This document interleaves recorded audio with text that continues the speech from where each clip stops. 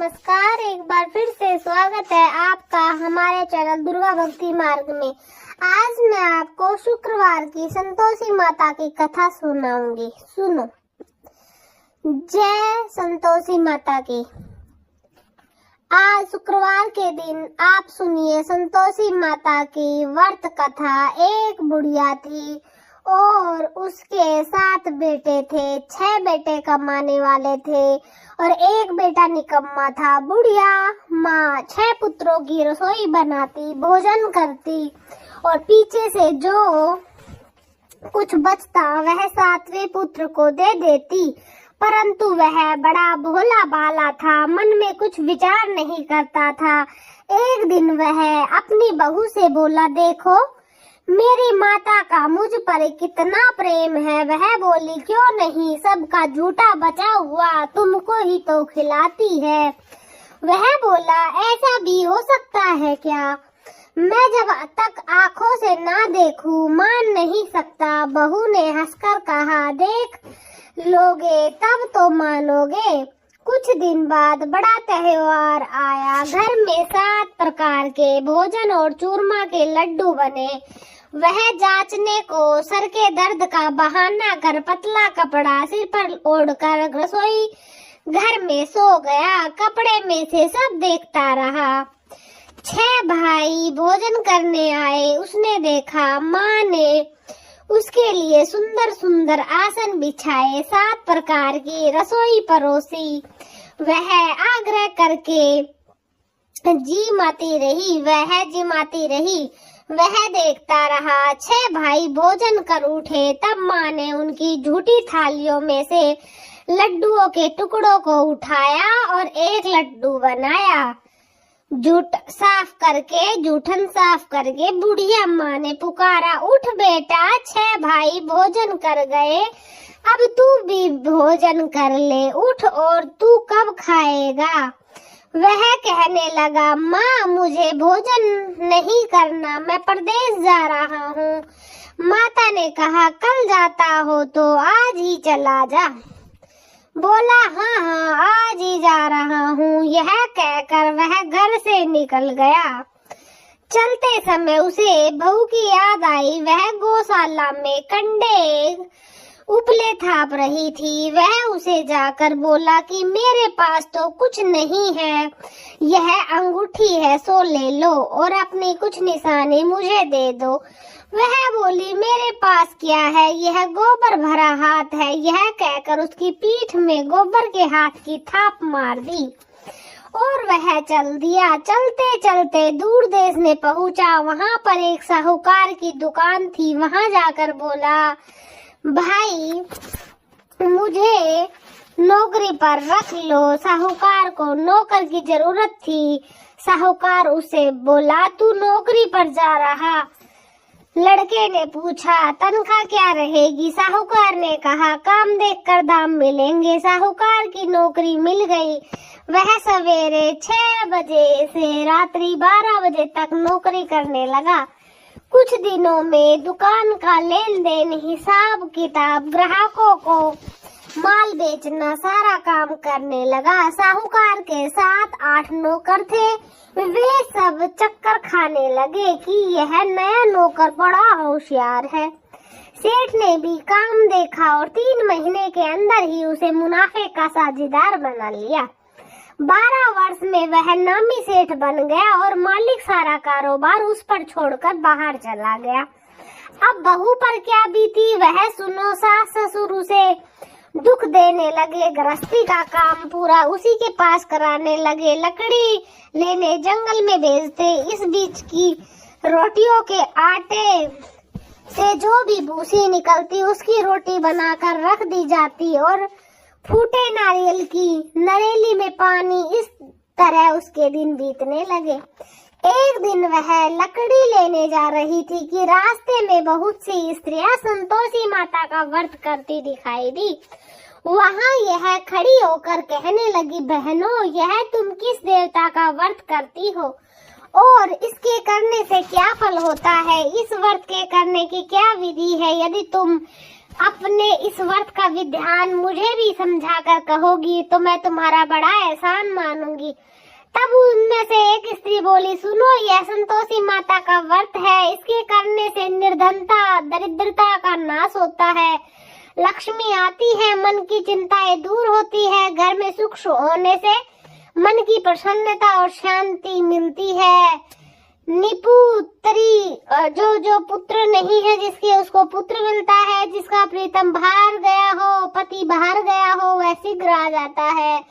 कुंवारी कन्या को मनवांछित वर मिल जाता है और जिसका मुकदमा चल रहा हो वो खत्म हो जाता है। घर में कलेश चल रहा हो तो वो समाप्त हो जाता है।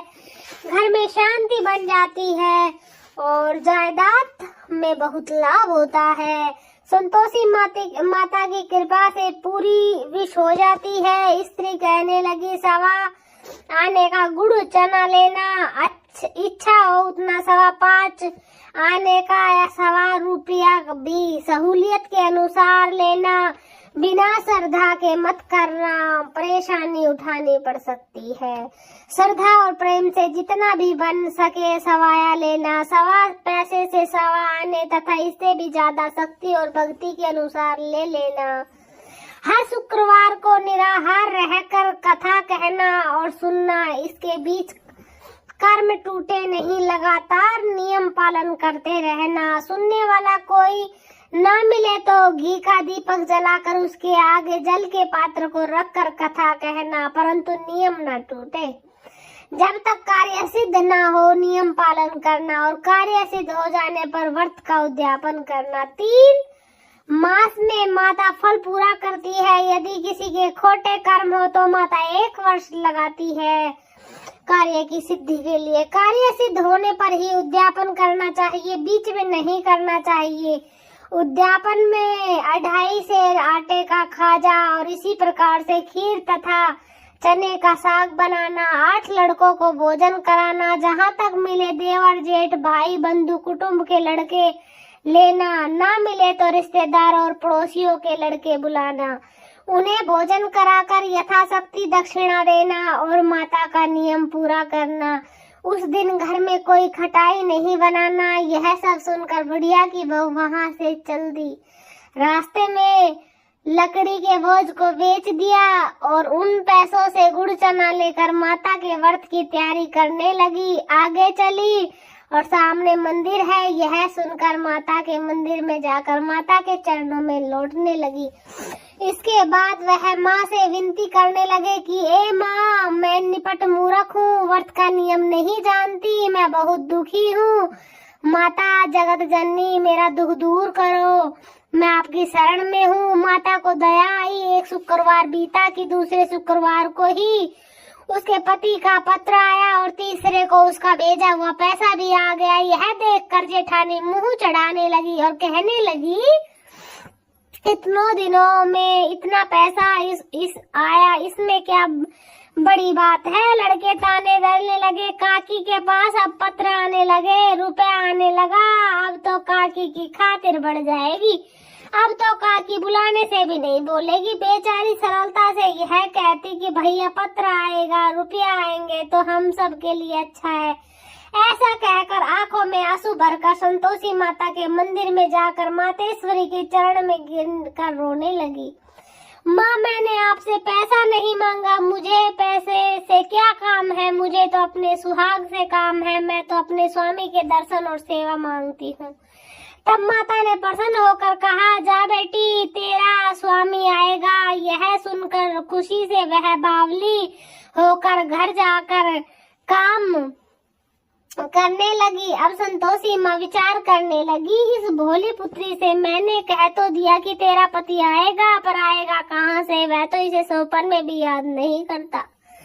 उसे याद दिलाने के लिए मुझे ही जाना पड़ेगा। इस तरह माता ने एक बुढ़िया के बेटे के पास जाकर सोपन में प्रकट होकर कहने लगी, साहूकार के बेटे, सोता है जागता? वह कहता है, माता, सोता भी नहीं हूँ, जागता भी नहीं हूँ, बीच में ही हूँ। कहो क्या आज्ञा है? माँ कहने लगी, तेरा घर बार कहाँ है या नहीं? बोला, मेरा सब कुछ है, माँ बाप है, भाई बहन है, मेरी एक घरवाली है, माँ बाप उसे माँ बोली माँ बाप उसे दुख दे रहे हैं, वह तेरे लिए तरस रही है, तू उसकी सुध ले। वह बोला माता यह तो मुझे मालूम है, परंतु जाऊं कैसे, परदेश की बात है, लेन देन का हिसाब नहीं, कोई जाने का रास्ता नजर नहीं आता, कैसे चला जाऊं। माँ कहने लगी मेरी बात मान, सवेरे नहा धोकर संतोषी माता का नाम लेकर घी का दीपक जलाकर दंडवत कर दुकान पर जा बैठना, देखते देखते तेरा लेन देन चुक जाएगा, जमा माल भी बिक जाएगा,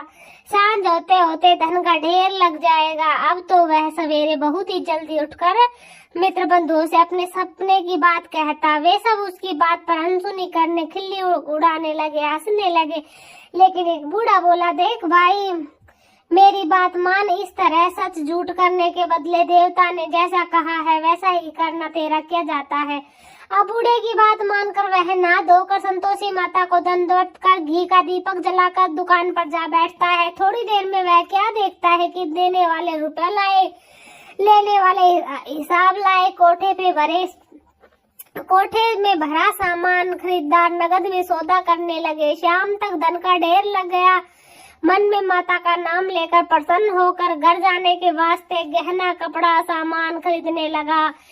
यहाँ के काम से निपटकर घर को रवाना हुआ। उधर बहू बेचारी जंगल में लकड़ी लेने आती जाती थी, लौटते वक्त माता जी के मंदिर पर विश्राम करती है। वह तो उसका रोज रुकने का स्थान ही था। दूर धूल उड़ती देखकर वह माता से पूछती है, माता यह धूल कैसे उड़ रही है। माँ कहती है, पुत्री तेरा पति आ रहा है, अब तू ऐसा कर लकड़ियों के 3 बोझ बना ले, एक नदी के किनारे रख, दूसरा मंदिर के पास रख और तीसरा अपने सिर पर रख। तेरे पति को लकड़ी का गट्ठा देखकर मोह पैदा होगा, वह यहाँ रुकेगा, नाश्ता पानी खाकर माँ से मिलने जाएगा। तू लकड़ी का बोझ उठाकर जाना और बीच में चौक में गट्ठा डालकर 3 आवाजें जोर से लगाना, लो सासू जी लकड़ियों का गट्ठा लाई हूँ, भूसी की रोटी दो, नारियल के खोपरे में पानी दो, आज कौन मेहमान आया है। माँ की यह बात सुनकर वह बहुत अच्छा माता जी कहकर प्रसन्न मन होकर लकड़ियों के 3 गट्ठे ले आई। एक नदी के तट पर,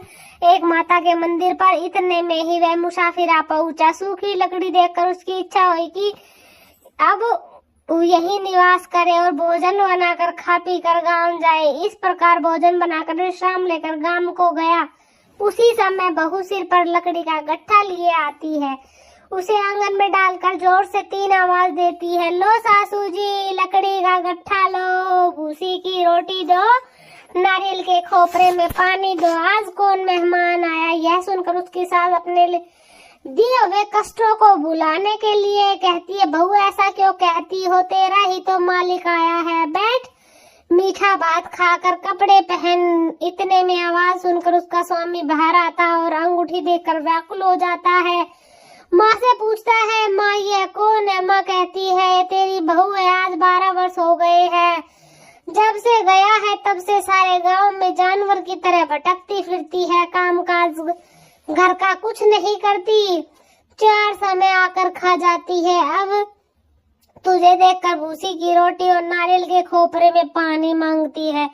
वह लज्जित होकर बोला, ठीक है माँ, मैंने इसे भी देखा और तुम्हें भी देखा, दूसरे घर की चाबी दो, मैं इसको लेकर वहीं रहूंगा। बेटा जैसी तेरी मर्जी। यह कहकर माँ ने चाबी का गुच्छा उसे दे दिया। उसने लेकर दूसरे कमरे को खोलकर सारा सामान जमाया और एक दिन में ही वहाँ राजा जैसा, महल जैसा ठाट बाट बन गया। अब क्या था, वह सुख भोगने लगी। इतने में ही अगला शुक्रवार आया। उसने अपने पति से कहा, मुझे माता का उद्यापन करना है। उसका पति बोला, बहुत अच्छा, कर लो, अपनी खुशी से यह भी कर लो। तुरंत थी वह उद्यापन की तैयारी करने लगी। जेठ के लड़के को भोजन के लिए कहने लगी। उसने मंजूर किया, परंतु पीछे से जेठानियों ने अपने बच्चे को सिखा दी, देखो भोजन के समय सब लोग खटाई मांगना, जिससे इसका उद्यापन पूरा ना हो पाए। लड़के खाना खाने आए, खीर पेट भर खाई, परंतु बाद में याद आते ही कहने लगे, कुछ खटाई खाने को दो, खीर खाना हमें भाता नहीं, यह देखकर अरुचि होती है। बहू कहने लगी, खटाई किसी को नहीं दी जाएगी, यह तो संतोषी माता का प्रसाद है। लड़के उठकर खड़े हो गए और बोले, पैसे लाओ। बोली बहू कुछ नहीं जानती थी, सो उन्हें पैसे दे दिए। लड़के उसी समय उठकर इमली लेकर खाने लगे। यह देखकर बहू पर माता ने कोप कर दिया। माँ प्रसन्न हो गई। राजा के दूत उसके पति को पकड़ कर ले गए और जेठ जेठानी मन माने खोटे वचन कहने लगे। लूट लूट कर धन लाया इकट्ठा करके, अब राजा के दूत पकड़ कर ले गए। अब आएगी अकल ठिकाने, अब सब मालूम हो जाएगा जब जेल की रोटी खानी पड़ेगी। बहू से यह वचन सहन नहीं हुआ। रोती रोती माता के मंदिर पहुंची और बोली, हे माता, तुमने यह क्या किया? हंसा कर क्यों रुलाती हो?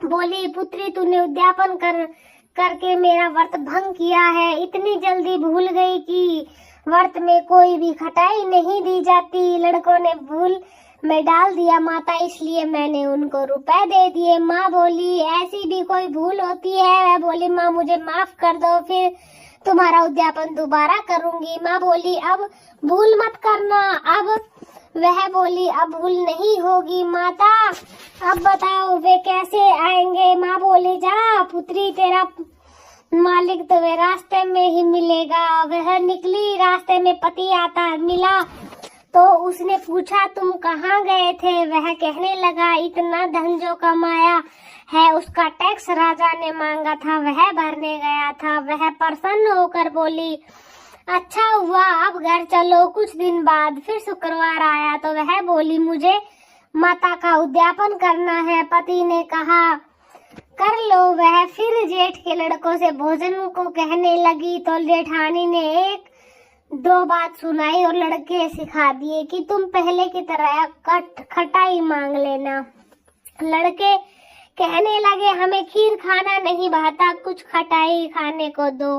तो बहू बोली, खटाई खाने को नहीं मिलेगी, खाना हो तो खाओ। यह कहकर ब्राह्मण के लड़के लाकर भोजन कराने लगी। यथाशक्ति दक्षिणा की जगह एक एक फल उन्हें दिया। इससे संतोषी माता प्रसन्न हुई। माता की कृपा होते ही 9 माह में उसके एक सुंदर पुत्र पैदा हुआ। वह पुत्र को लेकर प्रतिदिन माता जी के मंदिर को जाने लगी। माँ ने सोचा कि वह रोज यहाँ आती है, आज क्यों न मैं ही इसके घर चलूं, इसका आसरा देखूं। यही सोच विचार कर माता ने भयानक रूप बनाया। गुड़ और चने से सना मुख, ऊपर से सूंड के समान होठ, उस पर मक्खियां भिन भिना रही थी। दहलीज में पैर रखते ही उसकी सास चिल्लाई, देखो देखो कौन चुड़ैल आई चली आ रही है, लड़कों इसे भगाओ नहीं तो हमें खा जाएगी। लड़के डरने लगे, चिल्लाकर खिड़की बंद करने लगे। बहू रोशनदान में से सब देख रही थी। प्रसन्नता से पागल होकर चिल्लाने लगी, आज मेरी माता मेरे घर आई है। यह कहकर बच्चे को दूध पिलाने से हटा दिया। इतने में ही सास का क्रोध फूट पड़ा कि बोली कि इसे देखकर कैसे उतावली हुई जो बच्चे को पटक दिया।